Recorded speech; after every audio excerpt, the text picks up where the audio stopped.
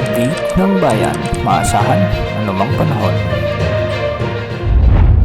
Magandang gabi po sa ating lahat. Narito ang update sa lagay ng panahon ngayong araw ng Miyerkules, May 15, 2024 hanggang bukas, May 16, 2024.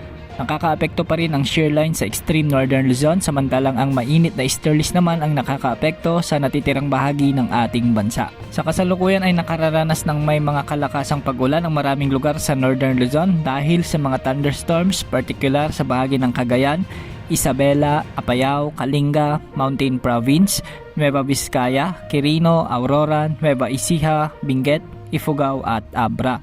Posible rin ang kalat-kalat na pag-ulan sa bahagi ng Tarlac, Zambales, Bataan, Bulacan, Quezon, Batangas at ilang bahagi ng Bicol Region. Ngayong gabi mataas din ang tsansa ng pag-ulan sa bahagi ng Metro Manila at mga kalapit na lalawigan. Sa mga susunod na oras, posible rin ang mga pag-ulan sa bahagi ng Visayas lalo na sa Romblon, Palawan, Aklan, Capiz, Southern Negros, Antique at ilang bahagi ng Cebu at Eastern Visayas. Posible rin makaranas ng mga thunderstorms ang ilang bahagi ng Mindanao lalo na sa Zamboanga Peninsula, Socsargen, Bukidnon, Lanao del Sur at Cagayan de Oro.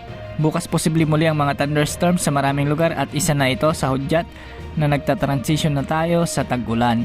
Sa ngayon may kumpol pa rin ng mga kaulapan sa silangang bahagi ng bansa at ayon sa latest Tropical Cyclone Threat Potential Forecast ng Pag-asa ay ibinaba na ito sa low chance na mabuo bilang bagyo.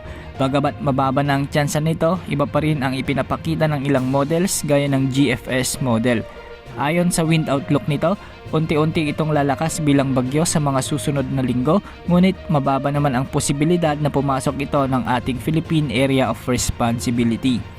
Dahil halos almost stationary na ito sa kinalalagyan nito, asahan na mas marami pa ang pagbabago na magaganap sa mga susunod na araw ukol sa sama ng panahon na ito. Yan ang update sa lagay ng panahon. Ito po ang weather update ng bayan. Maaasahan anumang panahon.